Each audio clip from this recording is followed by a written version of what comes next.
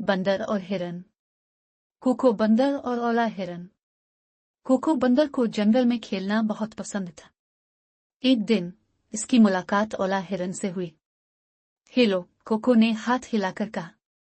Hello, ओला ने मुस्कुराते हुए जवाब दिया। कोको और ओला ने साथ में खेलना शुरू किया। उन्होंने तितलियों का पीछा किया और फूल चुने। फिर अचानक एक बड़ा तूफान आ गया। हवा तेज चलने लगी और बारिश शदीद हो गई। कोको डरा हुआ था। हम क्या करें? इसने पूछा। ओला ने कहा, चिल्लुपना तलाश करते हैं। वो दोनों एक बड़े दरख्त के नीचे दौड़ कर गए। कोको ने ओला को गले लगा लिया। मुझे खुशी है कि हम दोस्त हैं। तूफान गुजर गया। सूरज निकला। कोको और ओला ने दोबारा खेलना शुरू किया। वो हंसे और घूमने लगे। दोस्त एक दूसरे की मदद करते हैं, कोको ने कहा। हमेशा, ओला ने जवाब दिया। शुक्रिया।